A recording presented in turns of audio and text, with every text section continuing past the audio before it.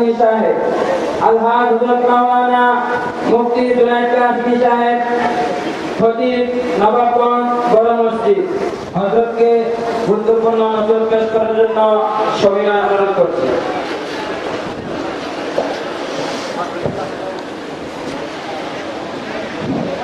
আমার বন্ধু মহলের দৃষ্টি আকর্ষণ করে বলছি, আপনার একটু স্টেজ থেকে নেবে, আকাশে অনেকগুলো চেয়ার আছে, এটা ডান পাশে একটু দিবেন, এখানে অনেকে দাঁড়িয়ে আছে, একটু কষ্ট করুন।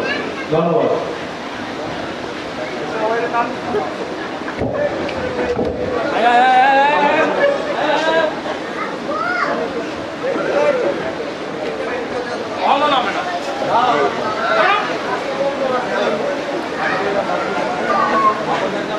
الحمد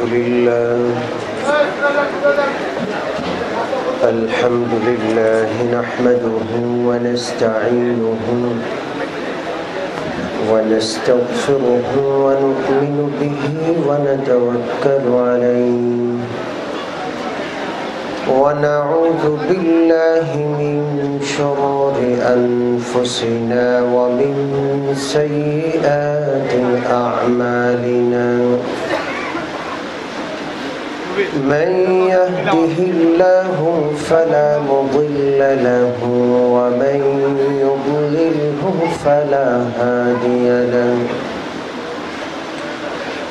ونشهد أن لا إله إلا الله ونشهد أن سيدنا ومولانا محمدا عبده ورسوله أرسله إلى كافة الناس بشيرا ونذيرا وداعيا إلى الله بإذنه وسراجا منيرا. وصلى الله تعالى على خير خلقه محمد وآله وأصحابه وبارك وسلم تسليما كثيرا كثيرا.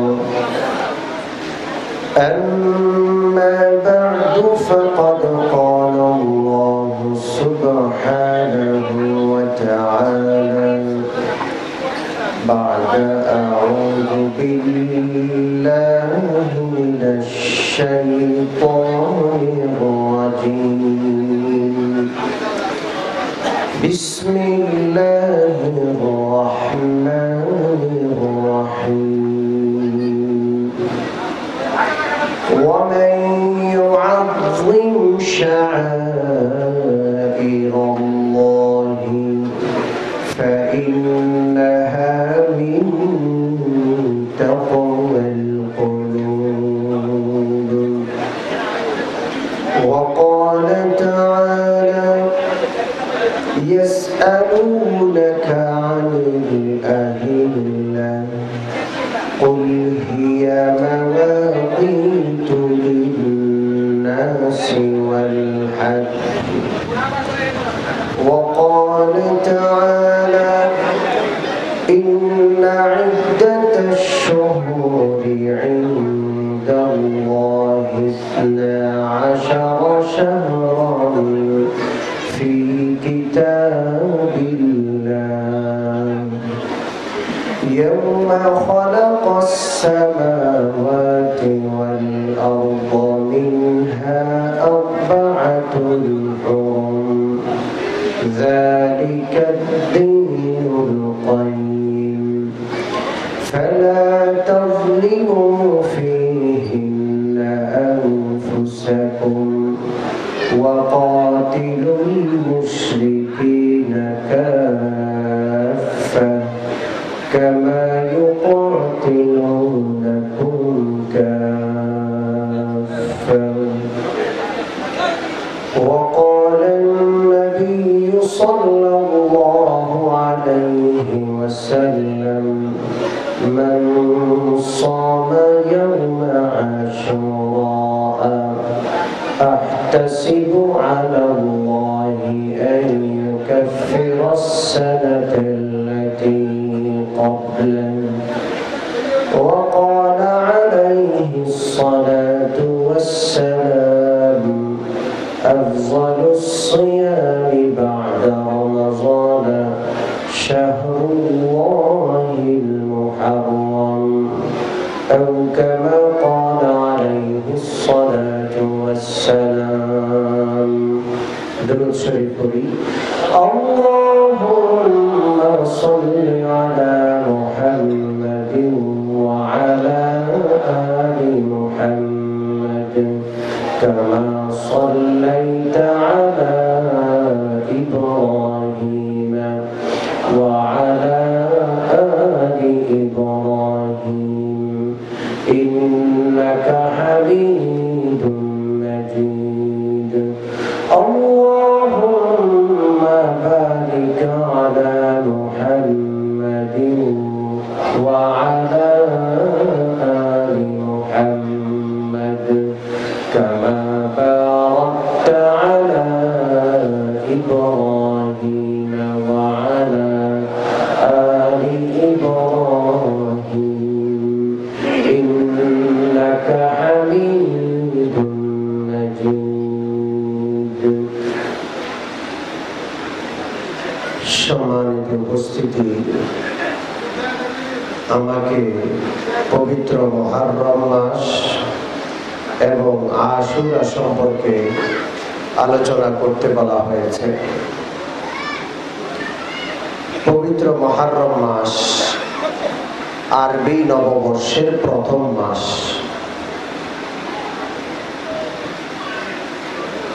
ইংরেজি নববর্ষ আসলে সারা বিশ্বে কোলাহল হইচই পড়ে যায়। বাংলা নববর্ষ আসলে বাংলাদেশে হইচই পড়ে যায়। আরবি নববর্ষ এসে শুরু হলো, আজকে 10 তারিখ চলে যাচ্ছে, সারা পৃথিবীতে কোনো সাড়া শব্দ নাই। 150 থেকে 200 কোটি মুসলমানের এই পৃথিবী, মুসলমানদের সন হিজরি সন শুরু হলো, একটা বর্ষ শেষ হলো, আরেকটা বর্ষ শুরু হলো, মুসলমানদের মধ্যে কোনো সাড়া শব্দ নাই। সম্মানিত উপস্থিতি, এটা মুসলমানদের জন্য বড় দুর্ভাগ্যের বিষয়, বড় আফসোসের বিষয়। হিজরি সনের হিসাব রাখা, চান্দ্র মাস চান্দ্র বৎসরের হিসাব রাখা, এটা ফরজে কিফায়া। জানাজার নামাজ যেমন ফরজে কিফায়া, চান্দ্র মাসের হিসাব রাখাও ফরজে কিফায়া। কিছু মানুষ জানাজার নামাজ পড়ে ফেললে, কাফন দাফনের কাজ সেরে ফেললে বাকিদের উপর থেকে ফরজ আদায় হয়ে যায়।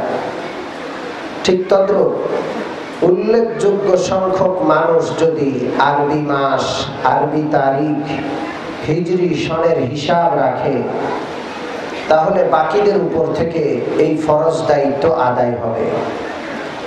কিন্তু সারা পৃথিবীতে আমার মনে হয় খুব অল্প সংখ্যক মানুষ হিজরি বৎসর, হিজরি সন, আরবি মাস, চান্দ্র মাসের হিসাব রাখে।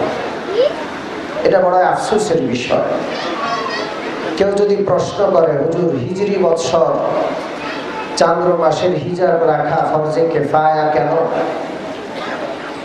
ফরজে কিফায়া এই জন্য, ইসলামের মূল ভিত্তি যে 5টা জিনিসের উপর, কালিমা, নামাজ, রোজা, হজ, যাকাত, এই 5টা জিনিসের উপর ইসলামের ভিত্তি। এই 5টা জিনিসের 3টা ইবাদতই চান্দ্র বৎসর, হিজরি বৎসরের উপর নির্ভর করে।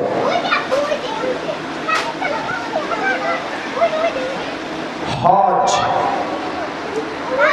প্রতি বছরের 10 জিলহজ 9 জিলহজ হজ পালন করা হয়। বাচ্চাদেরকে একটু সামলাইতে হবে। প্রতি বছর 9 জিলহজে হজ পালন হয়। কয় তারিখে? জোরে বলেন। আমরা মুসলমানরা কিন্তু অনেকেই জানি না যে হজ কবে পালন হয়। জোরে বলেন, কয় তারিখে? জিলহজ মাসের 9 তারিখে। এখন কেউ যদি জিলহজ মাসই চিনে না, আর 12 মাস কোনোটাই জানে না, চান্দ্র মাসের নামই জানে না, সে জিলহজ মাস খুঁজে পাবে কিভাবে? জিলহজ মাসের 9 তারিখ খুঁজে পাবে কিভাবে? এরপর রোজা, রমজান মাসের রোজা। রমজান যে একটা মাস, এটা আরবি 12 মাসের একটা মাসের নাম। এই মাসে আগা গোড়া 30 দিন 29 দিন রোজা রাখা সারা বিশ্বের সমস্ত মুসলমানের উপর ফরজ। যদি কেউ বাকি 11 মাসের হিসাব না রাখে, রমজান মাসের খোঁজ সে পাবে না। এরপর আসেন যাকাত। যাদের কাছে যাকাত যোগ্য সম্পদ আছে, নেশাব পরিমাণ সম্পদ আছে, বৎসরে একবার ওই নেশাব পরিমাণ সম্পদের 40 ভাগের 1 ভাগ দান করতে হয়। এই যে বৎসরের হিসাব, এই হিসাব ইংরেজি তারিখ অনুযায়ী করলে যাকাত পরিপূর্ণভাবে আদায় হবে না। এই বৎসরের হিসাব পুরো হিসাব রাখতে হবে আরবি তারিখ অনুযায়ী। কোন তারিখ অনুযায়ী? তাহলে ইসলামের মূল ভিত্তি যে 5টা জিনিসের উপর, এর মধ্য থেকে 3টা ইবাদত চান্দ্র মাসের উপর নির্ভর করে। এরপর আসে 2 ঈদ। ঈদুল ফিতর শাওয়াল মাসের 1ম তারিখে হয়। আরবি মাসের হিসাব না রাখলে শাওয়াল মাস খুঁজে পাওয়া যাবে না। ঈদুল আজহা, কোরবানির ঈদ, জিলহজ মাসের 10 তারিখে অনুষ্ঠিত হয়। আরবি মাসের হিসাব না রাখলে জিলহজ মাস খুঁজে পাওয়া যাবে না। এইভাবে যত ইবাদত আছে, প্রায় ইবাদতগুলো চান্দ্র মাসের সাথে সম্পর্কিত। কিসের সাথে? 150 কোটি মুসলমানের উপর রোজা পালন করা ফরজ। 150 কোটি মুসলমানের উপর ঈদের নামাজ, ঈদ পালন করা ওয়াজিব।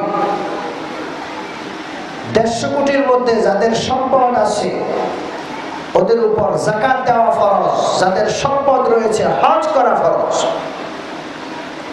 কিন্তু এই মুসলমানরা যদি আরবি মাসের হিসাব না রাখে, কিভাবে রমজানের রোজা রাখবে, কিভাবে হজ পালন করবে, কিভাবে ঈদ পালন করবে, কিভাবে যাকাত আদায় করবে? আফসোস,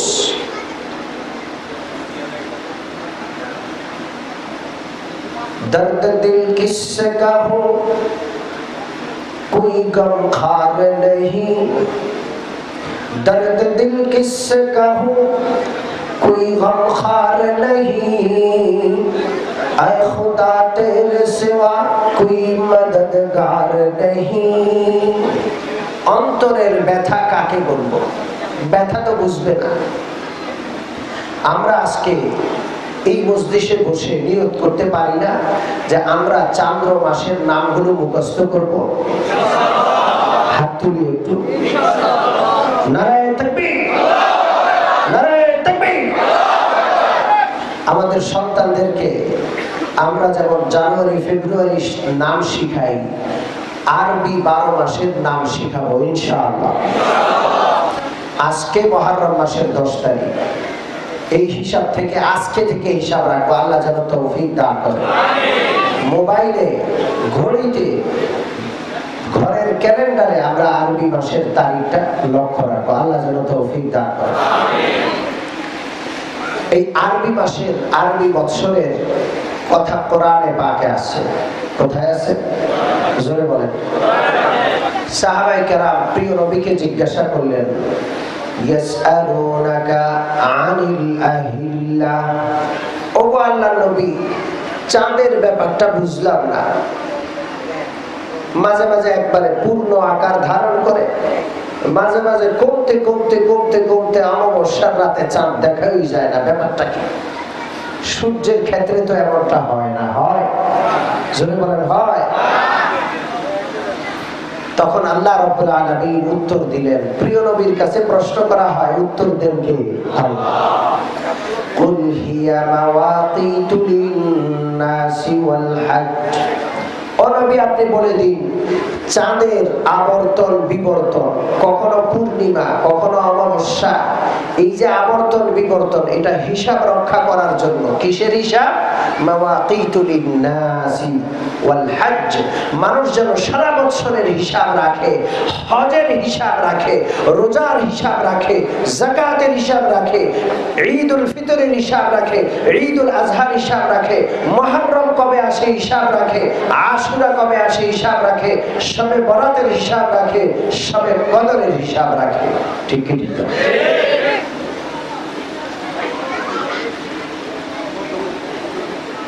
হযরত ওমর ফারুক রাদিয়াল্লাহু তাআলা আনহু সম্ভবত 14তম হিজরি, প্রিয় নবী সাল্লাল্লাহু আলাইহি ওয়াসাল্লাম 10ম হিজরিতে ইন্তেকাল করেন।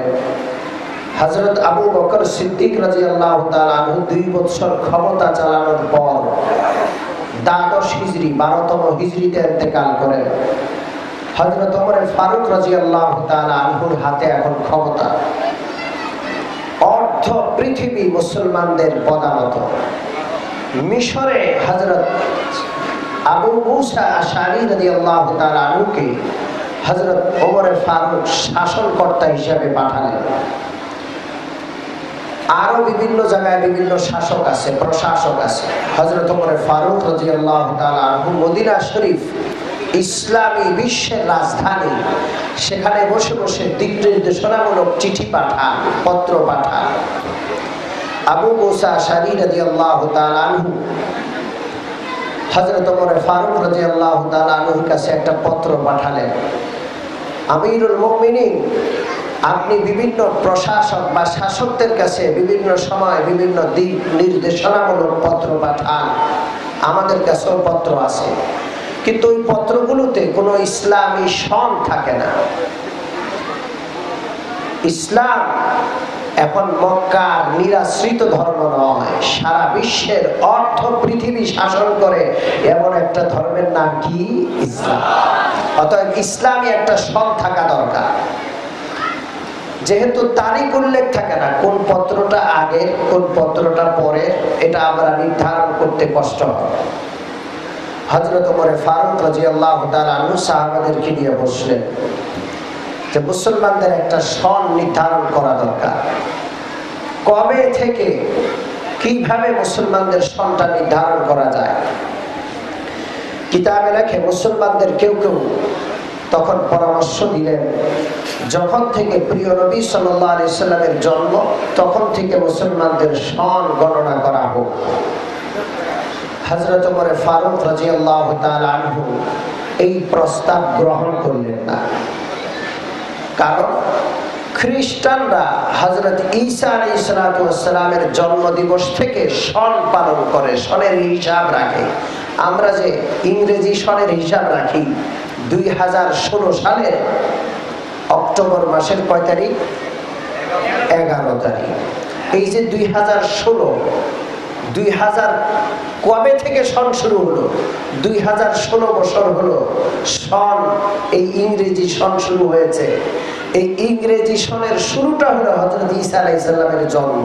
হযরত ঈসা যেদিন থেকে জন্মগ্রহণ করেছেন সেদিন থেকে আজ পর্যন্ত 2016 বছর হলো।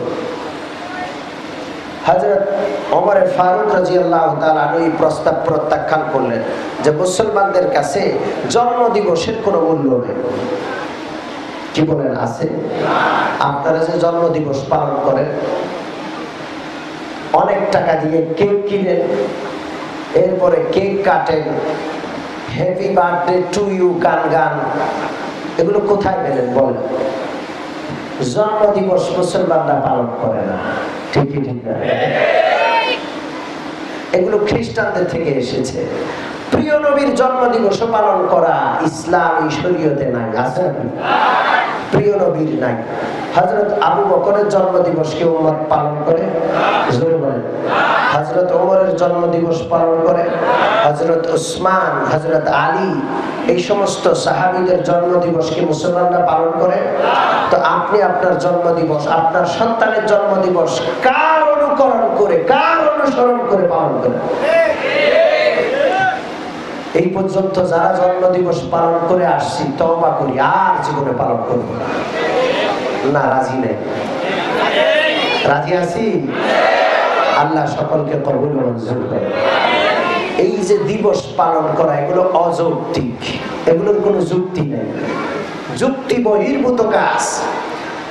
যেই দিন জন্মগ্রহণ করেছে সেই দিনটা কি আর জীবনে ফেরত আসবে? জোরে বলেন। তো কিসের জন্মদিবস পালন করে? আপনি যদি ইংরেজি তারিখ অনুযায়ী পালন করেন তাহলে বাংলা তারিখ মিলবে না, বাংলা তারিখ অনুযায়ী পালন করলে ইংরেজি তারিখ মিলবে না, এক তারিখ অনুযায়ী পালন করলে আরেক তারিখ মিলবে না। কিসের দিবস পালন করা? এই জন্য এই দিবসগুলো পালন করবো না। রাজি আছি?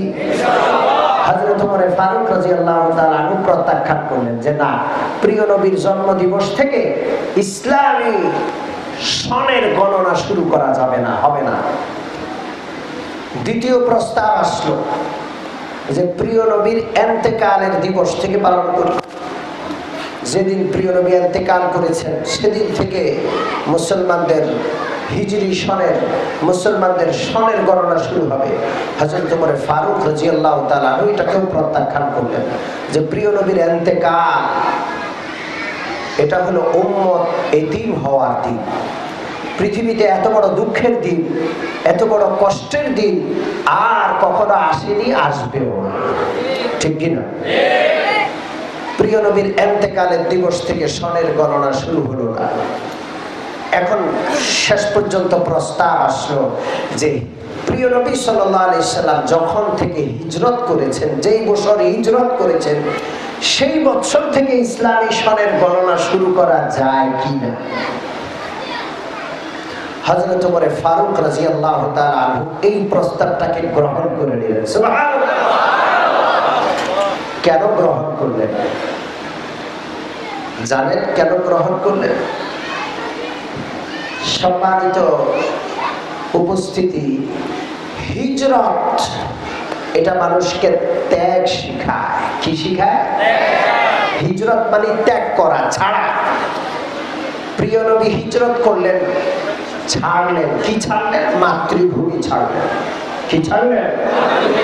মাতৃভূমি ছাড়লেন, ভিটে মাটি ছাড়লেন, বাপ দাদার সহায় সম্পদ, আত্মীয় স্বজন, ঘর বাড়ি, সমস্ত সম্পর্ক ছিন্ন করে ছেড়ে প্রিয় নবী মদিনায় গেলেন।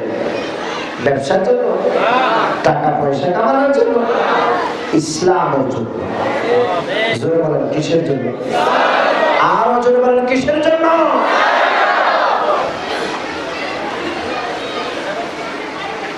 আজকে হিজরি মাসের, হিজরি বৎসরের প্রথম মাসের আশুরার রাত। কে কথা বলে? এত কথা বাজার বসছে মনে হয়, ভলান্টিয়ার নাই এদিকে?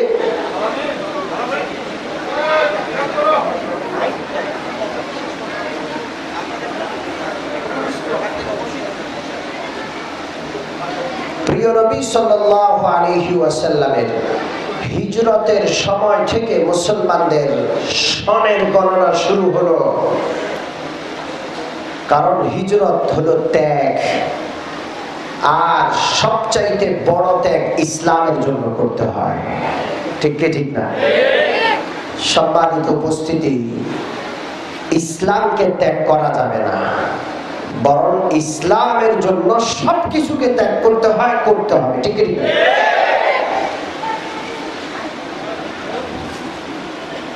আফসোস, আমরা এমন একটা সময়ে উপনীত যখন নাস্তিকরা মুসলমানদেরকে দেশপ্রেম শিখায়।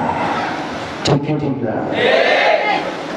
মুসলমানদেরকে নাস্তিকরা দেশপ্রেম শিখায় আর বলে সবার উপরে দেশ। আমি অবশ্যই দেশকে ভালোবাসি, দেশকে মাতৃভূমিকে ভালোবাসা ইমানের অংশ, এটাও মনে করি। কিন্তু এই কথার সাথে একমত কখনো নই যে সবার উপরে দেশ, সবার উপরে কে? সবার উপরে আল্লাহ, সবার উপরে আল্লাহর রাসূল, সবার উপরে কোরআন, সবার উপরে হাদিস, সবার উপরে দ্বীন ইসলাম, সবার উপরে শরীয়ত, এরপরে দেশে সিরিয়া।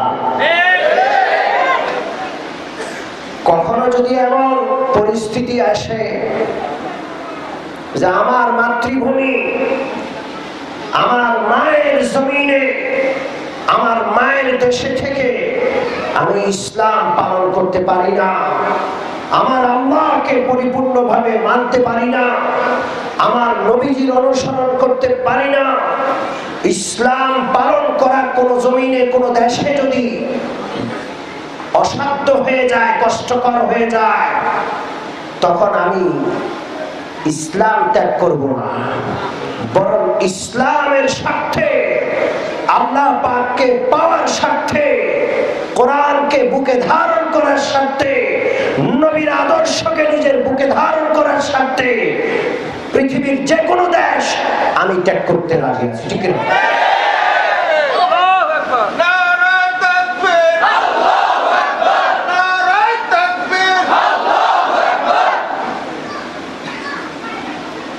সম্মানিত মুসল্লিয়ানে কেরাম, আমি বাংলাদেশকে অনেক ভালোবাসি, কিন্তু এর চেয়েও মক্কা শরীফকে 1000 গুণ বেশি ভালোবাসি। আমার সাথে আপনারা এখন, কারণ আমি বিশ্বাস করি মাতৃভূমি হিসাবে বাংলাদেশকে আমি ভালোবাসি।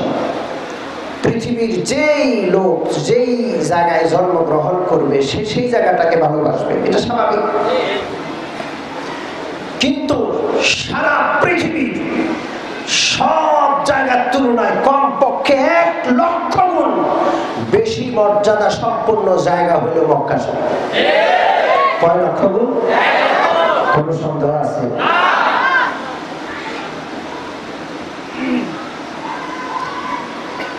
কমপক্ষে 1 লক্ষ গুণ। বুখারী মুসলিমের হাদিসে আছে, মসজিদে হারামে 1 রাকাত নামাজ 1 লক্ষ রাকাতের সমান। কয় লক্ষ? আল্লাহ। মুহাদ্দিসিনে কেরাম বলেন, নামাজ হইল ইবাদতের মূল, সবচেয়ে গুরুত্বপূর্ণ ইবাদত। এই জন্য নামাজের কথা উল্লেখ করা হয়েছে। নামাজ ছাড়াও যে কোনো ইবাদত হারামের জমিনে করলে সেই ইবাদতের দাম 1 লক্ষ হয়ে যায়। ঠিক কি ঠিক না?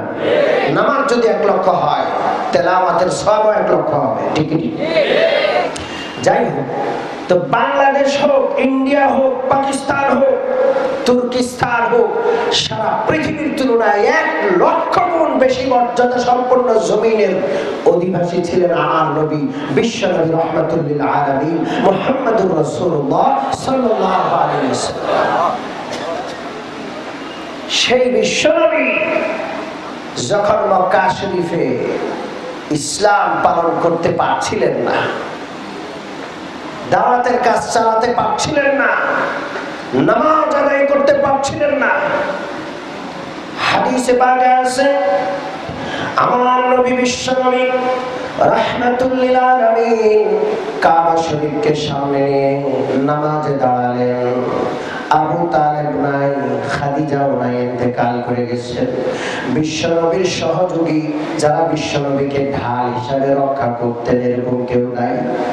নামাজের সিজদায় যখন গেলেন, কাবা ঘর সামনে, হাজরে আসওয়াদ সামনে, নামাজের সিজদায় আমার নবী সুবহান রাব্বিয়াল আলা বলে আল্লাহ রাব্বুল আলামিনের প্রশংসায় রত। এমন সময় নারাদান আবু জাহাল প্রিয় নবীর মাথার উপর, ঘাড়ের উপর উটের পচা নাড়ে ঘুরি তুলে দিল। আমার নবী বিশ্বনবী নামাজ পড়বেন এই পরিস্থিতি ছিল না। রাস্তাঘাটে বিশ্বনবী যখন হাঁটতেন, অলিতে গলিতে যখন হাঁটতেন, মক্কার দুষ্ট কাফের সন্তানেরা ছেলেরা বিশ্ব নবীর মুখে ধুলা বালু নিক্ষেপ করে দিত। কিতাবে লেখে আমার প্রিয় নবীর কলিজার টুকরা সন্তান সম্ভবত হযরত যায়নাব, প্রিয় নবী যখন ঘরে ফিরে আসতেন রাতের বেলায়, সন্ধ্যা বেলায়, যায়নাব আমার নবীর মাথা মোবারক ধুইতেন। মাথার ভিতর থেকে ধুল আর বালু দল্লা ধরে নিচে পড়তো। একদিক যায়নাব কাঁদতেছে, চোখের ফোঁটা, পানির ফোঁটা বিশ্ব নবীর গায়ে গিয়ে পড়লো। প্রিয় নবী উপরের দিকে তাকিয়ে জিজ্ঞেস করলেন, যায়নাব কেন কাঁদো? যায়নাব বলে, ও আল্লাহর নবী, আপনি শুধু আমার বাবা এটা আপনার একমাত্র পরিচয় নয়, আপনি বিশ্ব নবী, নবীকুলের শিরোমণি, রাহমাতুল লিল আলামিন, মুস্তাফা সাল্লাল্লাহু আলাইহি ওয়াসাল্লাম। আল্লাহ পাক আপনাকে সমস্ত নবীর সর্দার হিসেবে নির্বাচন করেছেন। আপনার চেয়ে ভালো মানুষ আর কেউ নাই, রাহমাতুল লিল আলামিন। এমন একটা ভালোবাসা মানুষের সাথে মক্কার মতো পবিত্র জমিনে এরকম খারাপ আচরণ করা হয়, আপনার মতো অসহায় মানুষ যেন মক্কায় আর কেউ নাই। আপনার মাথার থেকে ধুলবালুর দল্লা ধরে ধরে পড়ে, এই জন্য এই অবস্থা দেখে আমি কাঁদি। এরকম ভালো মানুষ আর এই মানুষটার সাথে এরকম খারাপ আচরণ। আমার নবী যায়নাবের মুখে হাত দিয়ে পানিগুলো মুছে দিলেন আর বললেন, যায়নাব চোখের পানি মুছে ফেলো, আর কেঁদো না। শুনে রাখো, আমার আল্লাহ আমাকে ওয়াদা করেছেন, ওয়াদা দিয়েছেন, লা ইয়াবকা আলা যাহরিল আরদি বাইতু মাদারিন ওয়ালা ওয়াবারিন ইল্লা আদখালাহু আল্লাহু কালিমাতাল ইসলাম।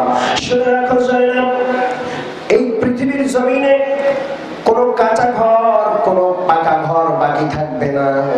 এই অসহায় নবীর কালিমা আল্লাহ পাক যেই ঘরে পৌঁছাবেন না, এমন একটা সময় আসবে, এই সময় কে দিবেন? আল্লাহ। জোরে বলেন কে? মক্কায় প্রিয় নবী সুসংবাদ শোনাচ্ছেন, এমন অবস্থায় যখন মাথার মধ্যে ধুলার দল্লা ধরে গেছে, ধুলা বালু ধুয়ে ধুয়ে পরিষ্কার করছে, অসহায়, চরম অসহায় অবস্থা। ক্ষমতা কার? আমি বলছিলাম, যেই জমিনে আল্লাহর হুকুম পালন করা যায় না, ওই জমিন আমাদের কাছে প্রিয় না। বাংলাদেশের জমিন, এই জমিনকে আমরা ভালোবাসি এই জন্যই যে এই জমিনে আজান হচ্ছে, নামাজ হচ্ছে, অবাধে আল্লাহর হুকুম আমরা পালন করতে পারছি। ঠিক কি ঠিক না? যদি কোনো সময় এমন পরিস্থিতি এসে যায়, আল্লাহ না করুক, বাংলার জমিনে আজান হচ্ছে না, আজান দেওয়া নিষিদ্ধ, আল্লাহ না করুক বাংলার জমিনে কোরআন নিষিদ্ধ, কোরআনের আইন নিষিদ্ধ, ইসলামের কথা বলা নিষিদ্ধ, তো প্রয়োজনে বাংলার জমিন হিজরত করে, ত্যাগ করে আমরা মক্কার অভিমুখে যাত্রা করবো। ঠিক আছে? এই জন্য সবার উপরে দেশ নয়, সবার উপরে কি? আল্লাহ আমাদের বুঝার তৌফিক দান করুন। প্রিয় নবী সাল্লাল্লাহু আলাইহি ওয়াসাল্লাম যখন মক্কায় আর ইসলাম চর্চা করতে পারছিলেন না, মক্কায় ইসলামকে নিষিদ্ধ করা হলো, তখন প্রিয় নবী সাল্লাল্লাহু আলাইহি ওয়াসাল্লাম আল্লাহর নির্দেশে মক্কা ত্যাগ করলেন। পৃথিবীর সমস্ত জমিনের চাইতে 1,00,000 গুণ বেশি মর্যাদাশালী জমিনও আল্লাহর হুকুম না পালন করতে পারলে সেই জমিন ত্যাগ করতে হয়, হয় কি হয় না? প্রিয় নবী সাল্লাল্লাহু আলাইহি ওয়াসাল্লামের চরম অসহায় অবস্থা, মক্কায় পরামর্শে বসলো কাফেররা, বিশ্ব নবীর চূড়ান্ত ফয়সালা কি করা যায়? আবু তালেবও নাই, খাদিজাও নাই, বাধা দেওয়ার কেউ নাই। চূড়ান্ত ফয়সালা হলো বিশ্ব নবীকে হত্যা করা হবে। কি করা হবে? জুলমানের কি করা হবে? হত্যা করা হবে। আইয়ুবী সাহেব কি আসছেন? আইয়ুবী সাহেব কি আসছেন? হুজুর কই? আচ্ছা আচ্ছা। সম্মানিত উপস্থিতি, প্রিয় নবী সাল্লাল্লাহু আলাইহি ওয়াসাল্লামকে হত্যা করা হবে, চূড়ান্ত সিদ্ধান্ত। প্রিয় নবীকে আর জমিনে থাকতে দেওয়া হবে না। কিভাবে হত্যা করা হবে? পৃথিবীতে এমন হত্যার ইতিহাস নাই। একজন মানুষকে এরকম কঠিন এবং নির্মম ভাবে হত্যার ইতিহাস আর নাই। 100 জন যুবক 100টা তরবারি হাতে নিয়ে একসাথে 100টা তরবারি দিয়ে আক্রমণ করে বিশ্বনবী একজন মানুষ তার শরীরকে 101 খণ্ডে খণ্ডিত করবে, এরকম চরম নির্মম সিদ্ধান্ত মক্কার কাফেররা বিশ্বনবীর ব্যাপারে গ্রহণ করবে। হেফাজত করার মালিক কে? রাখে আল্লাহ, না রেখে 100 গোত্রের 100 যুবক রাতের বেলা বিশ্বনবীর ঘর ঘেরাও করল। আল্লাহ পাক খবর পাঠালেন, বিশ্বনবী আমি আপনার হেফাজত করার মালিক, ওয়াল্লাহু ইয়াসিমুকা মিনান নাস, আপনি নির্বিঘ্নে বের হয়ে পড়ুন। হেফাজত করার মালিক কে? বিশ্বনবী হযরত আলীকে বললেন, আলী আমার বিছানায় তুমি শুয়ে থাকো। বিশ্বনবী বললেন, আলী তোমার কিছু হবে না। আলী কাঁদছেন। বিশ্বনবী বলছেন, আলী কেন কাঁদো? তোমার ভয় যে মুহাম্মদুর রাসূলুল্লাহকে 100 যুবক তরবারি দিয়ে খণ্ড বিখণ্ড করবে, সে আক্রমণ তোমার উপর হবে। হযরত আলী বললেন, ও আল্লাহর নবী আপনি তো মুখ দিয়ে উচ্চারণ করেছেন আমার কিছু হবে না, এই জন্য আমি কাঁদি। আমার শরীরটা যদি বিশ্বনবীর জন্য 101 খণ্ডে খণ্ডিত করা হতো, খোদার কসম আমি সৌভাগ্যবান হয়ে যেতাম। এই সৌভাগ্য থেকে বঞ্চিত হয়ে আমি কাঁদছি। ওগো আল্লাহর নবী আমার ভয় নাই, আমি রাজি আছি, যা হয় হবে। আমার প্রিয় নবী গভীর রাতে বের হবেন ঘর থেকে, 100 যুবক ঘেরাও করা ঘর। আল্লাহ পাক ওহী পাঠাইলেন, ওগো আল্লাহর নবী এক মুষ্টি মাটি নেন, শাহাতিল উজু করে এই ধুলাবালুগুলো তাদের চোখে ছিটিয়ে দিন। আমার বিশ্বনবী এক মুষ্টি মাটি নিলেন আর ছিটিয়ে দিলেন। সবার চোখে মুখে পৌঁছালেন কে? আল্লাহ। জোরে বলেন কে? গুড়া মরিচ চোখে ছিটাইলে যে অবস্থা হয়, এর চোখ কঠিন অবস্থা ধারণ করলো। সমস্ত যুবকের চোখ মুখ জ্বলে ছাই হয়ে যাচ্ছে, এমন কঠিন অবস্থা করলেন কে? আল্লাহ। সবকিছু করার ক্ষমতা কার? ওয়ামা রামাইতা ইয রামাইতা ওয়ালাকিন্নাল্লাহ রামা। কাদের কুদরত দারি হর জগাহি আঁখোনি, কাদের কুদরত দারি হর জগাহি আঁখোনি। মুর্দারা তো জানে বসি, জিন্দারা বেজাকুনি। হায়াত মতের মালিক কে? প্রিয় নবী বের হয়ে গেলেন, সবাই চোখ মুখ ডলতে ডলতে অবস্থা খারাপ। প্রিয় নবী চলে গেলেন, হযরত আবু বকরকে নিয়ে গুহায় আশ্রয় নিলেন। কোথায়? কোথায়?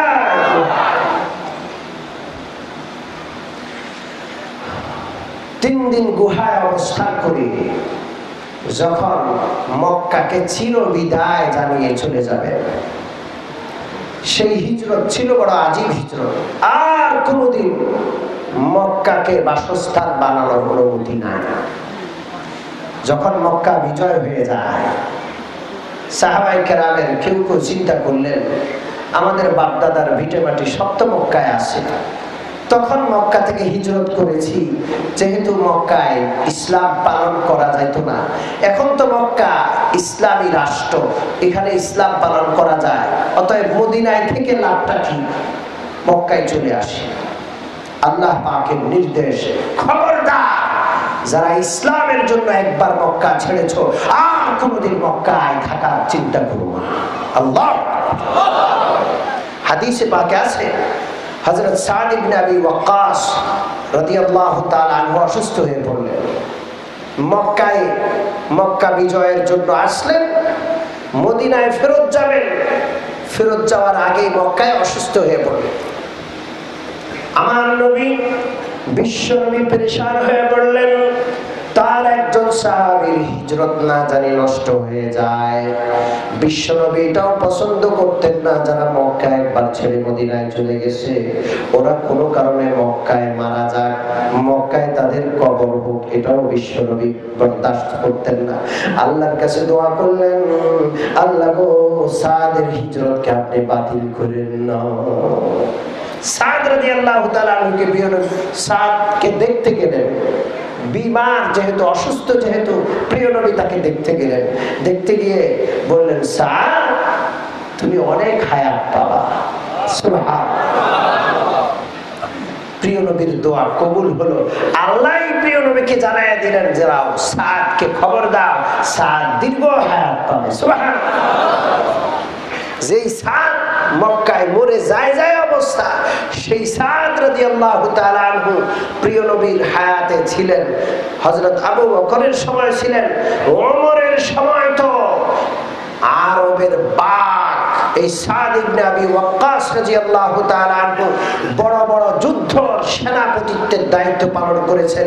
কাসিদিয়া নামক যে যুদ্ধ মুসলমানদের ইতিহাসে স্বর্ণাক্ষরে লেখা থাকবে, যেই যুদ্ধে মুসলমানরা পৃথিবীর পরাশক্তি রোম সম্রাটকে পরাজিত করে ধূলিসাৎ করে দেয়, সেই যুদ্ধের সেনাপতি ছিলেন সাদ ইবনে আবি ওয়াক্কাস রাদিয়াল্লাহু তাআলা। হায়াতের মালিক কে? সুস্থতার মালিক কে? আমি বলছিলাম প্রিয় নবী সাল্লাল্লাহু আলাইহি ওয়াসাল্লাম গুহা থেকে বের হয়ে চলে যাচ্ছেন মক্কা ছেড়ে চিরতরে মদিনা। টিলার উপর দাঁড়াইলেন। এই টিলা ছেড়ে চলে গেলে আর মক্কার জমিন দেখা যাবে না, কাবা ঘর দেখা যাবে না।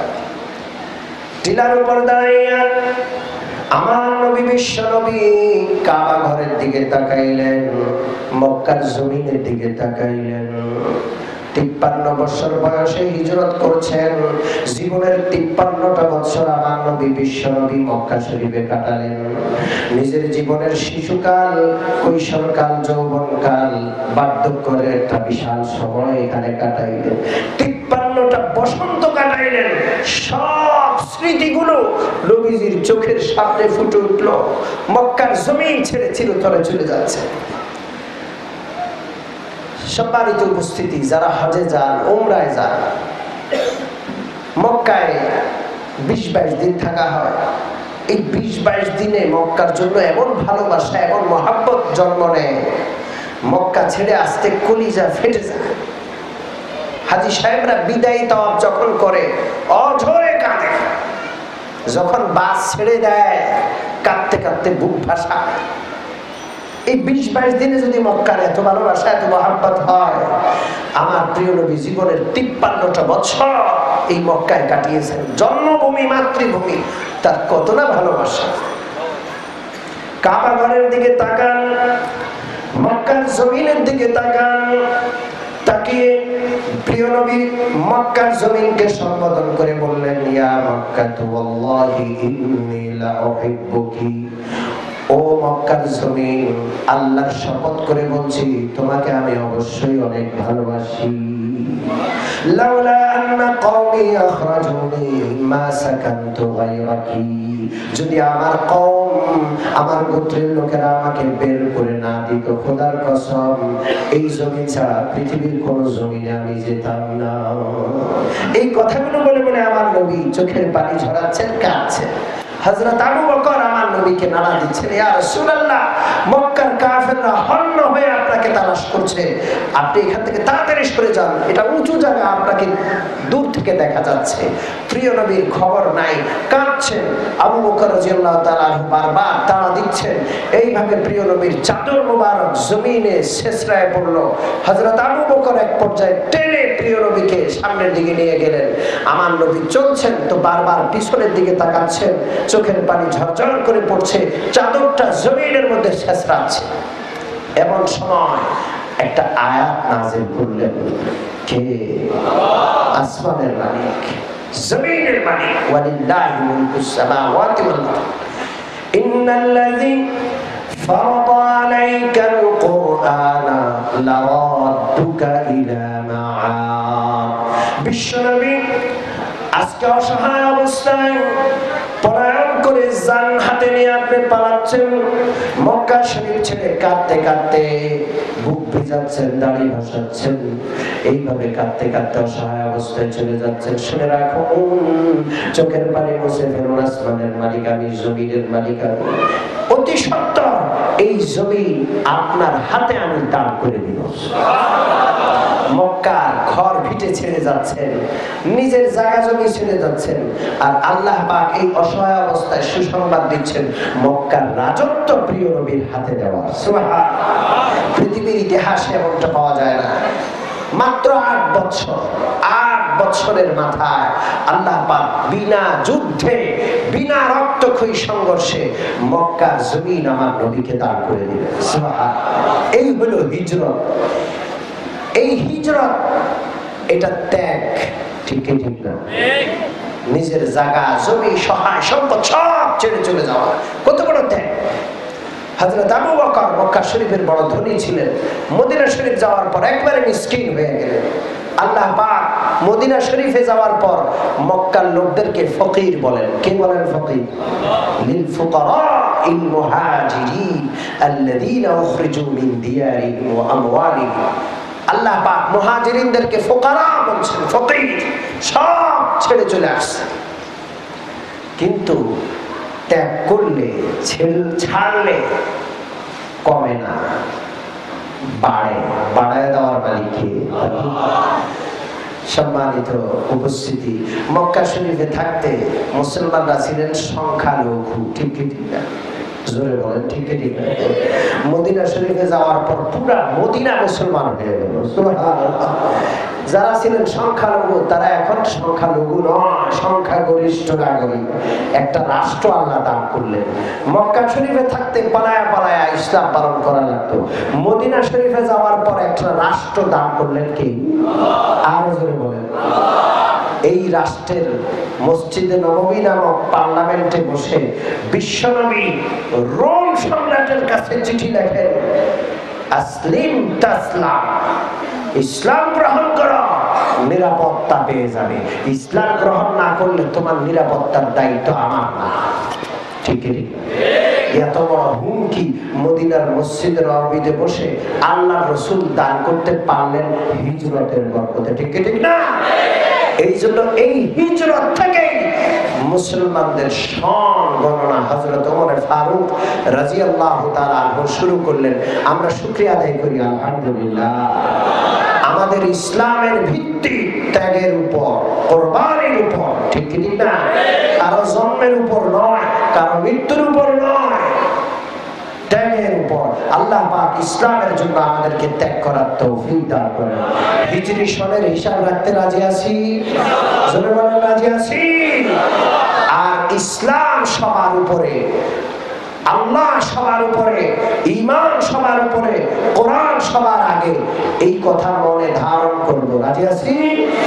আর সবকিছু পিছনে, সবকিছু পরে, সবার আগে আল্লাহ, সবার আগে আল্লাহর রাসূল, সবার আগে কোরআন, সবার আগে ঈমান ইসলাম। রাজি আছি? এরপর আসেন এই মাসটার নাম মুহররম মাস। কি মাস? ধরে বলেন, কি নাম? মুহররম মানে মর্যাদাশালী, মর্যাদাপূর্ণ। মুহররম মাসকে মর্যাদা দান করেছেন কে? আরো জোরে বলেন। এই বিষয়কে নিয়ে আসেন। মুহররম মাসকে মর্যাদা দান করেছেন কে? আল্লাহ। মুহররম মাসকে প্রিয় নবী আল্লাহর মাস বলেছেন। কার মাস? এই মাসটা মর্যাদা সম্পন্ন। এই মাসে কি আমল করব? এই মাসে রোজা রাখা যায় বেশি বেশি। কি করা যায়? মুসলিম শরীফের হাদিস, قال رسول الله صلى الله عليه وسلم أفضل الصيام بعد رمضان شهر الله المحرم। বিশ্বনবী বলেন রমজান মাসের পর রোজা রাখা সবচেয়ে উত্তম হলো মুহররম মাসে। কোন মাসে? এই মুহররম মাস হলো আল্লাহর মাস, শাহরুল্লাহ। মুহররম মাস কার মাস? আল্লাহর মাস। এই মুহররম মাসে এই 30 দিনের যে কোনো দিন আপনি রোজা রাখেন, তবে 10 তারিখের রোজাটার দাম বেশি, 10 তারিখের রোজাটার ফজিলত বেশি। আগামীকালটা হলো 10 তারিখ। 10 তারিখ কবে? কি ফজিলত? মুসলিম শরীফের হাদিস, قال رسول الله صلى الله عليه وسلم من صام عاشوراء احتسب على الله ان يكفر السنه التي قبله, যে ব্যক্তি 10 তারিখে রোজা রাখবে আমি আল্লাহর প্রতি আস্থা রেখে বিশ্বাস রেখে বলতে পারি তার 1 বছরের গুনাহ আল্লাহ মাফ করে দিবেন। কয় বছরের গুনাহ?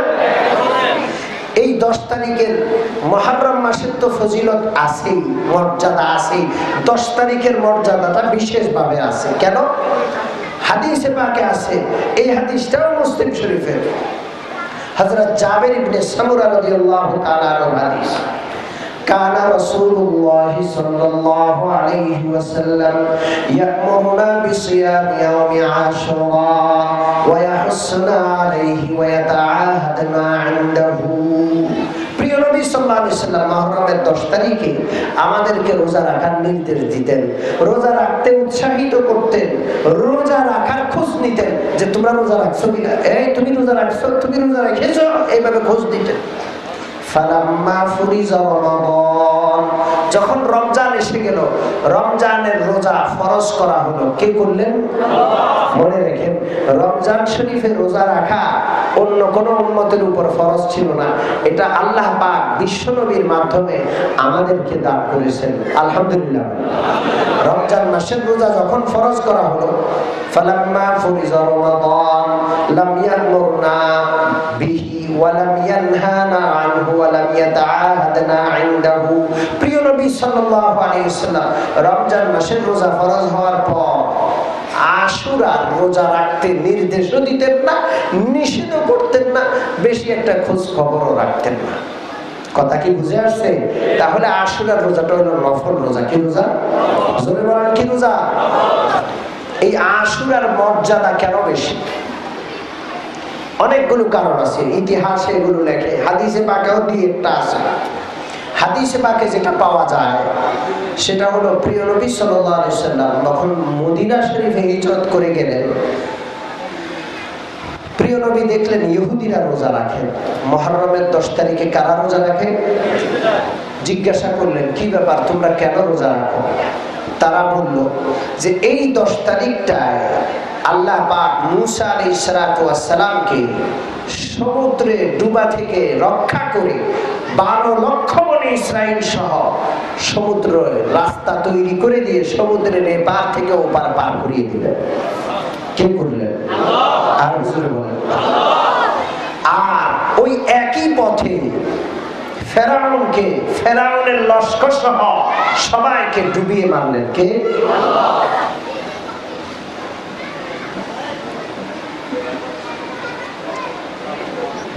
হযরত মূসা আলাইহিস সালাতু ওয়াস সালাম যখন সমুদ্রের তীরে পৌঁছলেন, সঙ্গে 12 লক্ষ বনি ইসরাইল। সবচেয়ে কম সংখ্যার বর্ণনা যেটা, সেটা 70,000। কত হাজার? জোরে বলেন। 70,000 বা 12 লক্ষ বনি ইসরাইল নিয়ে হযরত মূসা আলাইহিস সালাম সমুদ্রের তীরে।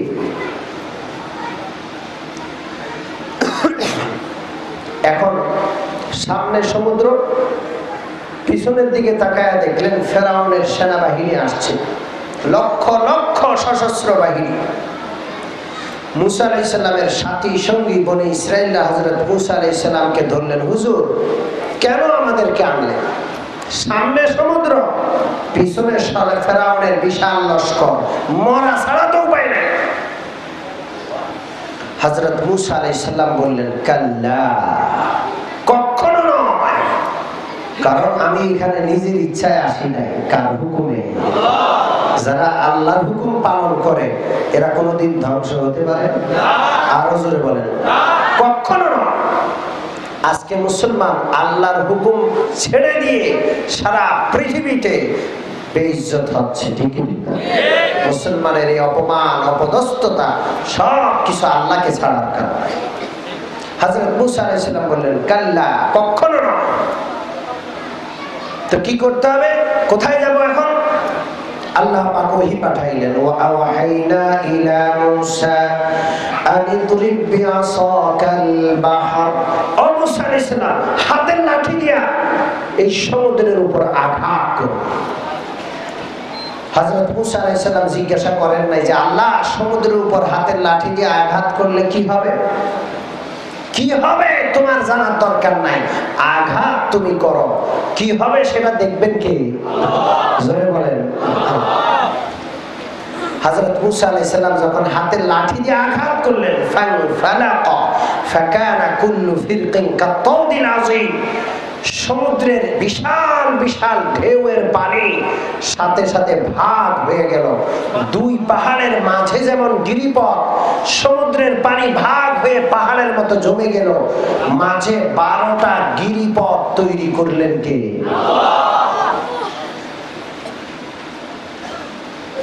হযরত মূসা আলাইহিস সালাম পার হয়ে গেলেন। ফেরাউন, কোন কোন বর্ণনায় ফেরাউনের সাথে 70 লক্ষ লস্কর সেনাবাহিনী ছিল। কয় লক্ষ? ফেরাউনের ঘোড়া সবার আগে। এখন ফেরাউন বলছে যে এটা আমার হুকুমে, আমার নির্দেশে এই রাস্তা হয়েছে, চলো আমরা যাই। ফেরাউন সবার আগে। ফেরাউনের ঘোড়া ফেরাউনের নির্দেশ মানতে রাজি না। ঘোড়া এইভাবে পাও দিয়ে টেক্কা ধরছে, ঘোড়া যাবে না। পিটান শুরু করছে ঘোড়ারে, আগ মরা করে ফেলছে পিঠে, ঘোড়া সামনের দিকে আগায় না। ফেরাউন হলো এমন খোদা, ফেরাউনের কথা ফেরাউনের ঘোড়াও শুনে না। ঠিক ঠিক।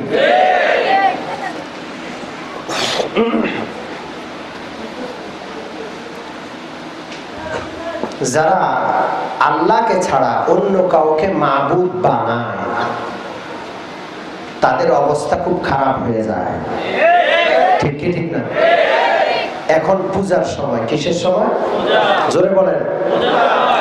আমাদের হিন্দু ভাইয়েরা পূজা পালন করছে, নিরাপদে তারা পূজা পালন করতে পারে, এই ব্যবস্থা করা জরুরি, এই ব্যবস্থা আছে। ঠিক কি ঠিক না?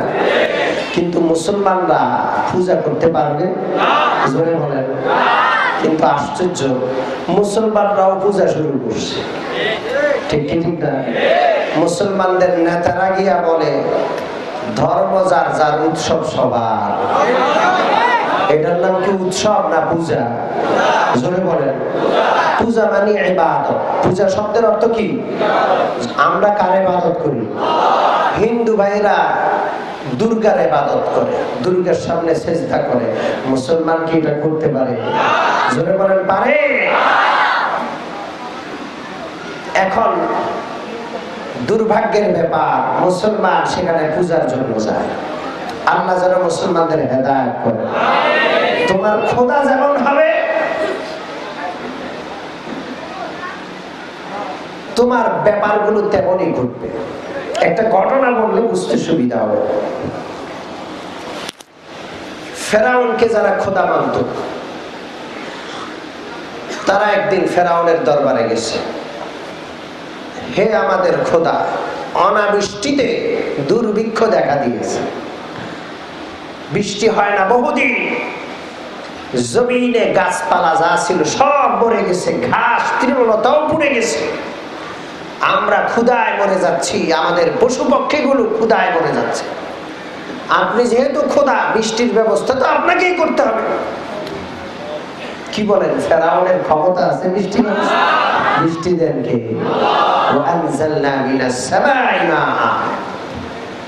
ফেরাউন চিন্তা করলো, সর্বনাশ, আমার খোদাই তো চ্যালেঞ্জের মুখে পড়ে গেল। বৃষ্টি না দিতে পারলে তো খোদা মানবে না। ফেরাউনের সাথে শয়তানের সম্পর্ক ছিল। কার সাথে? ফেরাউন শয়তানকে নিয়ে গভীর রাতে পরামর্শে বসলো যে শয়তান, তুমি তো আমাকে খোদার দাবি শিখাইছো, এখন আমি খোদাই দাবি করেছি, বৃষ্টি না দিতে পারলে তো আমার খোদাই রাজত্ব সবচেয়ে, একটা ব্যবস্থা কর। তো ফেরাউনের এই কথার পর শয়তান বলল, ঠিক আছে, আমি দেখতেছি। কিতাবে লেখে শয়তান তার চেলাচা মুন্ড যা আছে সারা বিশ্বে সব ডেকে একসাথ করলো, বিশাল মাহফিল সম্মেলন, সব শয়তান একসাথ হলো। এখন শয়তান তার চেলা চামুন্ডদেরকে বলল যে আগামীকাল সকাল 9টায় বৃষ্টি হতে হবে। সবাই বলল যে আমরা বৃষ্টি আনবো কোত্থেকে? শয়তান বলল একটা পদ্ধতি আছে। কি পদ্ধতি? তোমরা সবাই আসমানে উঠবা, তখন শূন্যে উঠবা, ঠিক যখন সকাল 9টা বাজবে একসাথে পেশাব করে দেবে। এর পরদিন সকাল 9টায় সমস্ত শয়তান একসাথে মুতা শুরু করবে। জমিনের অবস্থা কি ভালো হবে না খারাপ হবে? এমনি যাই অবস্থা ছিল, মুত আবার শয়তানের মুত, দুর্গন্ধে মাথা ফেটে যায় অবস্থা। যাই মানুষ বাঁচত দুর্ভিক্ষের কারণে, মরে তো সবাই যায় নাই, কিন্তু পেশাবের দুর্গন্ধে সবার মরণাপন্ন অবস্থা। এখন সমস্ত ফেরাউনের পূজারীরা এসে ফেরাউনকে বলে, জাহাপনা কেমন বৃষ্টির ব্যবস্থা করলেন, দুর্গন্ধে দেখে এখন বাঁচি না। ফেরাউন লজ্জায় পড়ে শয়তান ডাকছে, এই শয়তান কেমন বৃষ্টি দিলি, মানুষদের মরে যায় দুর্গন্ধে। শয়তান কয়, ফেরাউন তুমি যেমন খোদা, তোমার বৃষ্টিটাও তেমন দুর্গন্ধ। কথা ঠিক কি ঠিক না? মুসলমানের আল্লাহ, মুসলমানের মাবুদ কে? মুসলমান যদি দুর্গার কাছে গিয়ে ভিক্ষা করে তো দেশে ফসল আসবে না দুর্ভিক্ষ আসবে? ফসল না দুর্ভিক্ষ? আল্লাহর রহমত আসবে না আযাব আসবে? এই জন্য মুসলমান পূজায় যাবে না, তবে হিন্দু ভাইরা নির্বিঘ্নে পূজা পালন করবে। ঠিক ঠিক না? তো আমি বলছিলাম ফেরাউনের কথা ফেরাউনের ঘোড়ায় শুনে না। ফেরাউন তার পিছনে 70 লক্ষ লস্কর, নদী পার হবে, সমুদ্র পার হবে, এখনো রাস্তা বহাল। ফেরাউনের ঘোড়া ফেরাউনের কথা শুনে না। হযরত জিবরিল আলাইহিস সালাতু ওয়াস সালাম আসলেন। কে আসলেন? কার হুকুমে? আল্লাহ। জোরে বলেন কার? আল্লাহ। হযরত জিবরিল আলাইহিস সালাম আল্লাহর হুকুমে আসলেন একটা ঘোড়ির উপর সওয়ার হয়ে। কার উপর? ঘোড়ি। ঘোড়ি বুঝেন? ঘোড়ি মানে আকাশে উড়ে যেটা, ওই ঘোড়ি না, ঘোড়ার মাদি। তো ওই ঘোড়ির উপর সওয়ার হয়ে হযরত জিবরিল আলাইহিস সালাম আসলেন। একটা কথা আমরা সবাই জানি, আল্লাহ পাকের আযাব গজব আসলে মানুষ টের পায় না, পশুরা কিন্তু টের পায়। ঠিক কি ঠিক না? অনেক সময় দেখবেন কবরস্থানে গরু বাঁধছেন, গরু রশি টশি ছিঁড়ে পালাচ্ছে, কারণ কবরের আযাব যে হচ্ছে বিশ্বনবীর ঘোষণা, মানুষ আর জিন ছাড়া সমস্ত প্রাণী শুনছে। ঠিক না? তো ঘোড়া বিপদ দেখতেছে যে এই যে সমুদ্রের মাঝে রাস্তা, এই রাস্তা দিয়ে হযরত মুসা আলাইহিস সালাম পার হয়ে গেছেন সত্য, আমরা এই রাস্তা দিয়ে পার হওয়ার জন্য মাঝ বরাবর গেলেই আল্লাহর হুকুমে এই সমুদ্রের পানি আমাদেরকে ডুবিয়ে ফেলবে। এই আযাব ঘোড়ায় দেখছে বলেই ফেরাউনের ঘোড়া আগাচ্ছে না। হযরত জিবরিল আলাইহিস সালাম একটা ঘোড়ির উপর সওয়ার হয়ে আসলেন, এসে ওই ঘোড়ার সামনে দিয়ে আগায়া চললেন। এতক্ষণ পর্যন্ত ঘোড়ার নজর ছিল আল্লাহর আযাবের দিকে, এই জন্য যাচ্ছে না। এখন ঘোড়ার নজর হইল ঘোড়ির দিকে। কার দিকে? জোরে বলেন। বেরস গরু, বেরস গরু ছিল ষাঁড় যখন গাভী গরু দেখে, কুত্তা যখন কুত্তি দেখে ভাদ্র মাসে, কুত্তার কি আর হুঁশ থাকে? জোরে বলেন।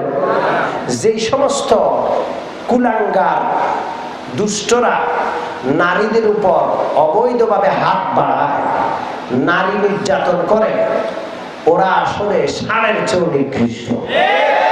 কারণ আল্লাহ মানুষকে নির্দেশ দিয়েছেন, কুল্লিল মুমিনিনা ইয়াগুদ্দু মিন আবসারিহিম, ও মুমিন দৃষ্টিকে অবনত রাখো।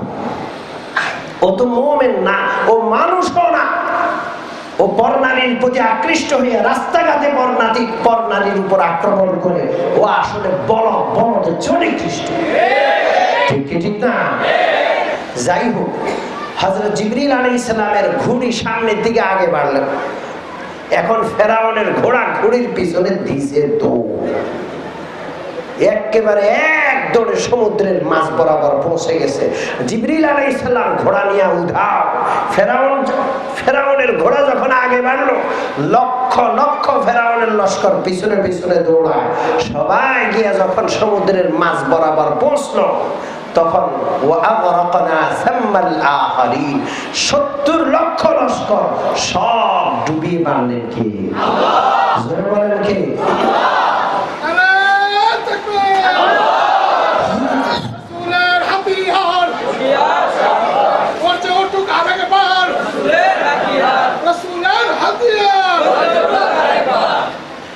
সম্মানিত উপস্থিতি, হযরত মূসা আলাইহিস সালাতু ওয়াস সালামের উপর আল্লাহ পাকের এত বড় নিয়ামত, বনি ইসরাইলদের উপর আল্লাহর পাকের এত বড় অনুগ্রহ, আর ফেরাউন সহ ফেরাউনের বাহিনীর উপর এত বড় আযাব, এটা 10 মুহররমে ঘটেছিল। কোন দিন?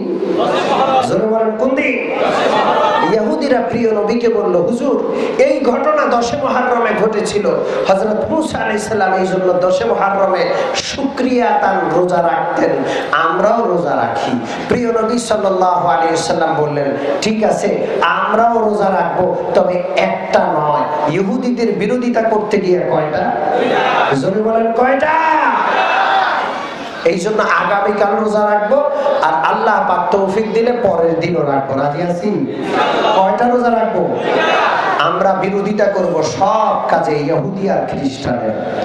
রাজি আছি? সব কাজে, আমাদের সভ্যতা, আমাদের সংস্কৃতি, আমাদের পোশাক আশাক, চলাফেরা, কথাবার্তা, আচার আচরণ, লেনদেন, সব ক্ষেত্রে ইহুদি এবং খ্রিস্টানদের উল্টা করব। রাজি আছি? যদি ইহুদি আর খ্রিস্টানের মতো করি সমস্যা হবে। কি হবে? না বুঝে আল্লাহ বলছেন অনুকরণ করিস না, আর আমরা করি। আল্লাহর কথা শুনলাম না, না বুঝে অনুকরণ করলে কিন্তু সমস্যা আছে। কি সমস্যা? নাক কাটা যাবে। কি সমস্যা?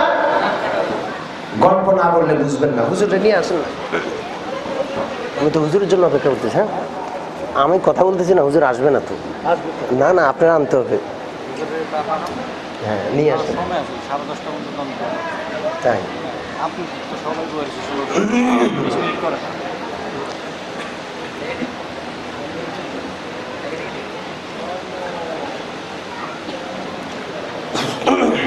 না বুঝে অনুসরণ করলে নাক কাটা যায়। কি কাটা যায়? গল্প শোনাবো? হ্যাঁ,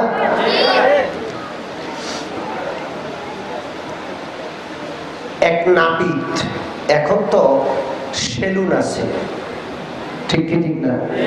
এসি আছে সেলুনে। কি আছে?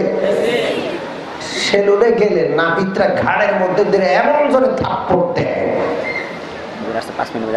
আসতেছে। আগের যুগে নাপিতরা একটা ছোট্ট কাঠের বাক্সা নিয়ে বাজারে আসতো, বাজারের দিন, ঠিক কি ঠিক না? এত দোকান টোকান করার মতো নাপিতদের ক্ষমতা ছিল না। একটা আয়না থাকতো, একটা পিড়া থাকতো। পিড়া বুঝেন? হ্যাঁ, পিড়ি। ওইটার উপর বসাইয়া চুল কাটতো। তো এক নাপিত বেচারা বাজারের দিন, হাটের দিন হাটে যাচ্ছে। তার বাড়ি অনেক দূরে, গ্রামে, বন জঙ্গল পাড়ি দিয়ে যেতে হয়। জঙ্গলের উপর দিয়ে হাঁটে যাচ্ছে, হঠাৎ করে বেচারার পেশাব বা পায়খানা ধরছে। তার বাক্সটা রাইখা সে দূরে পেশাব করতে বা পায়খানা করতে গেছে। জঙ্গলের ভিতরে বানর ছিল অনেক। কি ছিল? এক বানররা কিন্তু অনেক দুষ্ট, জানেন এটা? আপনারা বানরের খপ্পরে পড়েন নাই?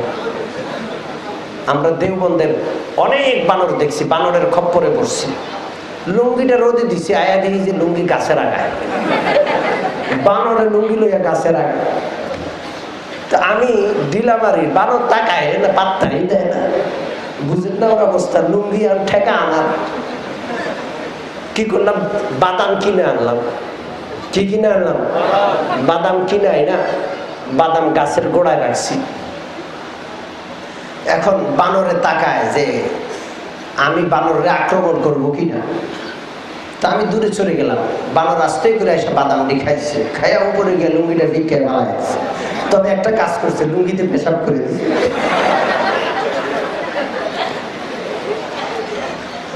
এই হলো বানরের জাত। বড় দুষ্ট। ওই নাপিতে যখন পেশা হাঁটতে গেছে, নাপিতের বাক্সটা খুইলা খুরচিনে খুরটা নিয়ে গাছের আঘাত। নাপিত বেচারা পায়খানা করে আইসা খুর নাই, আয় হায় এই বাজারে গিয়ে আজকে নাপিত গিরি কেমনে করবো, পয়সা তো কামাইতে পারবো না। নাপিতের তো অবস্থা খারাপ। নাপিত বহু চেষ্টা করে দেখাইতেছে খুর ফালা, খুর বানরে খুর ফালায় না, গাছের আগায় না। এখন নাপিত চিন্তা করলো যে এমন একটা বুদ্ধি করতে হইব যেন খুরটা বানরে দিতে বাধ্য হয়। তো কি বুদ্ধি? নাপিত জানে বানর অনুকরণ প্রিয় প্রাণী। কি প্রাণী? জোরে বলেন কি? বুঝে না বুঝে অনুকরণ করে। আপনি চিড়িয়াখানায় গিয়ে বানরে যদি ছুট করে ধমকি দেন, বানর উল্টা আপনার ধমকি দিবে।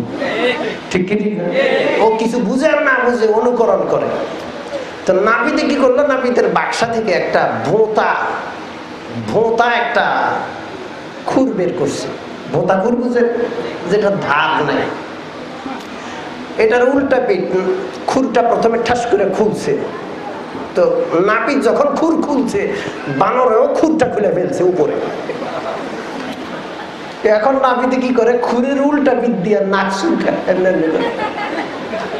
বানরে চিন্তা করলে খুর দিয়ে তো মনে হয় নাক চুলকায়, বানরও নাক চুলকান শুরু করছে।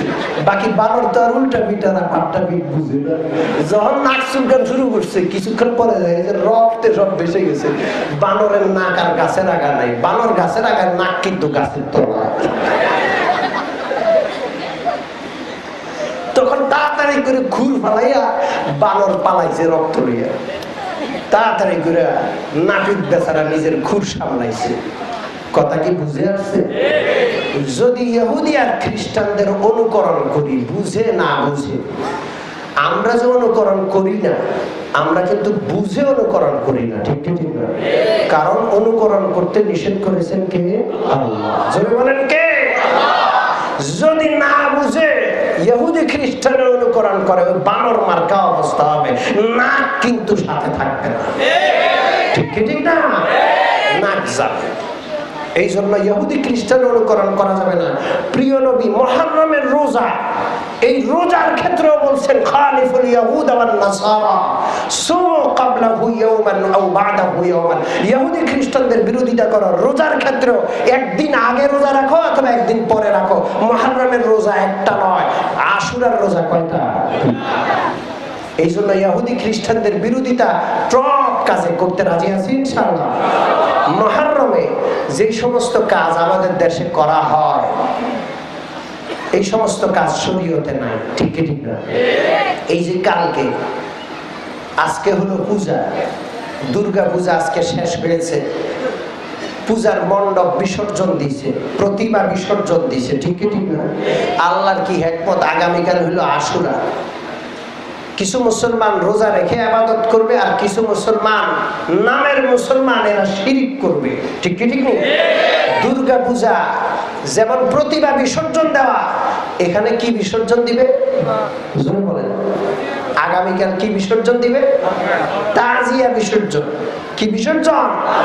দুর্গা প্রতিমারে বিসর্জন দেওয়া হয়েছে বুড়িগঙ্গায়, আর তাজিয়া কোথায় বিসর্জন দিবে? ধানমন্ডির লেকে। কোথায়? একই কাজ। এরা যেরকম দুর্গা পূজায় প্রতিবার কাছে বিভিন্ন জিনিস চাইছে, মান্যত করেছে, প্রতিবার সামনে নিজের আশা মকসদ পূরণের জন্য বিভিন্ন জিনিস পেশ করেছে, তাজিয়ার সামনেও মুসলমান যারা একত্ববাদে বিশ্বাসী, তাওহীদে বিশ্বাসী, নিজের তাওহীদ, একত্ববাদ, ঈমান সবকিছু বিসর্জন দিয়া তাজিয়া পূজা, তাজিয়ার সামনে নিজের ঈমান বিসর্জন দেয়। ঠিক ঠিক? তাজিয়া পূজা করে, তাজিয়াকে মান্যত করে, ঘোড়া সাজায়, ঘোড়ার পায়ে দুধ ঢেলে দেয়। কি ঢেলে দেয়? আমি কয়টা বলবো? গত জুমায় আমি বলেছিলাম মানুষ হাসতে হাসতে অস্থির। আমি লিস্ট করেছিলাম 20টা পয়েন্ট হয়েছে। কয়টা পয়েন্ট? 20টা পয়েন্ট। ঘোড়ার পায়ে দুধ ঢেলে দেয়, এরপরে এই দুধ গায়ে মাখে। ঠিক কি ঠিক না? এরপরে ফরাশগঞ্জের মাজার থেকে, মা ফাতেমার মাজার নাকি ফরাশগঞ্জে, নাউজুবিল্লাহ বলবেন, মা ফাতেমার তাজিয়া বের করে, ওইটারে রশি দিয়ে টানে। কি দিয়ে? রশি দিয়ে টানে। মা ফাতেমা নাকি হযরত হুসাইনের শাহাদাতের পর ছেলেরে তালাশ করতে বের হয়েছে।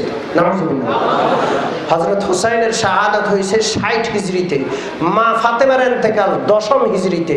50 বছরের ব্যবধান। হযরত হুসাইনের শাহাদাতের 50 বছর আগে মা ফাতেমা ইন্তেকাল করেছে। এরা বলে যে হযরত হুসাইনকে তালাশ করার জন্য নাকি মা ফাতেমা বের হয়েছে। এই জন্য ফরাশগঞ্জের মাজার থেকে তাজিয়া বের করা হয়, এটার সামনে রশি লাগানো হয়, আর মুসলমান রশি ধরে টানে। যে যত রশি ধরে টানলো তার মান্যত তত বেশি পুরো। জুতা পায়ে দেয় না, স্যান্ডেল পায়ে দেয় না, জুতা ছাড়া খালি পায়ে হাঁটে। এরকম আছে না নাই? এরপরে নবাবগঞ্জ সহ এই এলাকায় নাকি কেচের লাড্ডু খায়। আপনারা কি চিনেন? চিনেন না? নাম শুনছেন? শুনেছেন? আমি কিন্তু এই এলাকায় শুনেছি, আর কোথাও শুনি নাই। কেচের লাড্ডু এখানে নাকি বিক্রি হয়, টাকা পয়সা দিয়ে কিনে এই লাড্ডুরে কোথায় রেখে আসা হয়? রশ্মি দেলানে। ওখানের যে পুরোহিতরা আছে, ব্রাহ্মণরা, এটার মধ্যে কি কি বরকত দেয়। এরপরে এটা আয়সা এলাকায় বিলি করে। কেচের লাড্ডু খাইয়ে যত মান্যত আছে সব পুরো হয়ে যায়। হারাম। যেই জিনিস শিরকের সাথে সম্পর্কিত, ওই জিনিস খাওয়া, ওই জিনিস বহন করা, ওই জিনিস কেনা, ওই জিনিস বেচা, ওই জিনিস বানানো সব হারাম। ঠিক কি ঠিক না? যদি কেউ কেচের লাড্ডু আপনাকে দেয়, তার চোখের সামনে নবাবগঞ্জের এই ড্রেনের মধ্যে ফেলে দিবেন। রাজি আছেন? এই এলাকায় কেচের লাড্ডু নিষিদ্ধ। রাজি আছেন কিনা?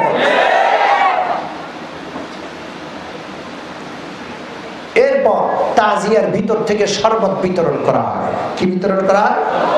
শরবত বিতরণ করা হয়। মান্নত করে শরবত খায়। শিয়ারা কত নিকৃষ্ট এটা জানেন? এই শরবতের মধ্যে ওরা পেশাব দেয়। বিশ্বাস করেন না? বিশ্বাস হয় না? নিশ্চিত পেশাব দেয়।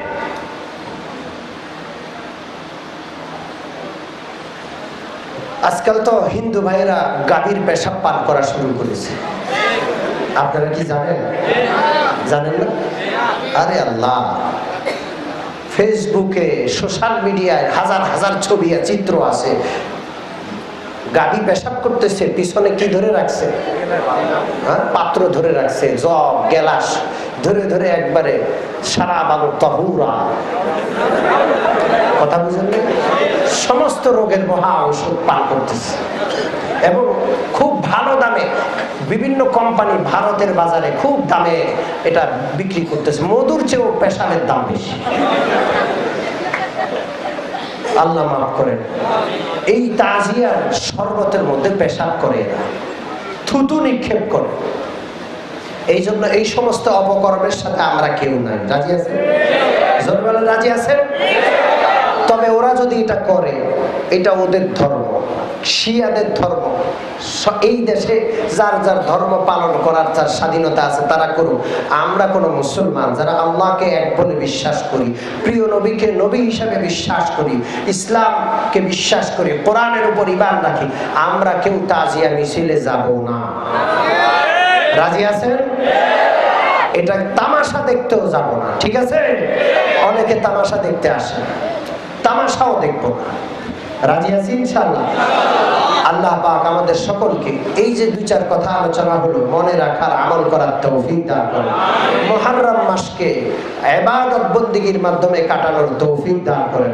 যত রকমের কুসংস্কার আছে, কুফরি শিরকি আছে, সবগুলো থেকে নিজেদের দূরে থাকার তৌফিক দান করেন। সম্মানিত উপস্থিতি, আপনাদের সামনে আজকে আমাদের মাহফিলের প্রধান বক্তা আসতেছেন হযরত মাওলানা খালেদ সাইফুল্লাহ আইয়ুবী। নাম কি? বহু বড় মাপের বক্তা। আলহামদুলিল্লাহ, তিনি এক্ষুনি আসবেন। আমি আপনাদের এখানের বক্তা, উনি আপনাদের এখানের খতিব, উনি কিন্তু আমার খতিব। মাওলানা খালেদ সাইফুল্লাহ আইয়ুবী সাহেব আমার খতিব, বহু বড় মাপের আলেম।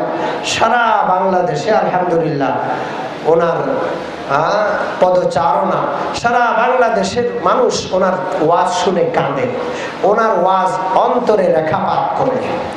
যতক্ষণ পর্যন্ত উনি খুশি মনে ওয়াজ করবেন, একজন লোকও উঠবো না, আমরা এখানে জমে বসে থাকবো। রাজি আছেন? রাজি আছি ইনশাআল্লাহ? হুজুর কি আসতেছেন? হ্যাঁ আসতেছেন। আমরা একটু নারায়ে তাকবীর বলি। নারায়ে তাকবীর, নারায়ে তাকবীর। প্রধান বক্তার আগমন, মাওলানা খালেদ সাইফুল্লাহ আইয়ুবী সাহেবের আগমন, খতিবে বাঙ্গালের আগমন। নারায়ে তাকবীর, নারায়ে তাকবীর। সবাই বসি, সবাই বসি, শান্তশিষ্টভাবে আদবের সাথে শুরু থেকে শেষ পর্যন্ত হুজুরের বয়ান শুনবো ইনশাআল্লাহ। আলহামদুলিল্লাহ, এতক্ষণ অত্যন্ত গুরুত্বপূর্ণ বয়ান করলেন আসসালামু আলাইকুম বিশিষ্ট আলেম দ্বীন আলহাজ হযরত মাওলানা মুফতি জুনায়েদ কাসেমী সাহেব। আলহাজ হযরত মাওলানা মুফতি জুনায়েদ কাসেমী সাহেব। সম্মানিত এলাকাবাসী, এ পর্যায়ে আপনাদের মাঝে পবিত্র কোরআন হাদিস থেকে মূল্যবান নসিহত পেশ করবেন আন্তর্জাতিক খ্যাতি সম্পন্ন মুফাসসিরে কোরআন, বাতিলে আতঙ্ক, বাংলার সারা জায়গার আলোড়ন সৃষ্টিকারী বক্তা আলহাজ হযরত মাওলানা খালেদ সাইফুল্লাহ আইয়ুবী সাহেব। আলহাজ হযরত মাওলানা খালেদ সাইফুল্লাহ আইয়ুবী সাহেব, খতিব গাউসুল আজম জামি মসজিদ উত্তরা, হযরতকে কোরআন হাদিস থেকে মূল্যবান নসিহত পেশ করার জন্য সবিনয় অনুরোধ করছি। আসেন তো না?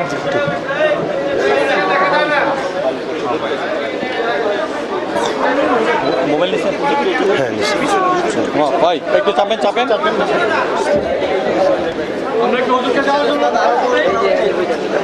হুজুরের জুতাটা কই? এটা আসসালামু আলাইকুম ওয়া রাহমাতুল্লাহি ওয়া বারাকাতুহু। আসসালামু আলাইকুম ওয়া রাহমাতুল্লাহ। আলহামদুলিল্লাহ। ওয়ালাইকুম আসসালাম। আলহামদুলিল্লাহ, আলহামদুলিল্লাহ মুস্তাফা ওয়া সালামুন আলা ইবাদিহিল্লাযীনা ইসতাফা। أما بعد فأعوذ بالله من الشيطان الرجيم. بسم الله الرحمن الرحيم. وعليكم السلام. إن الله يحب التوابين ويحب المتطهرين. وقال النبي صلى الله عليه وسلم কেমন আছেন?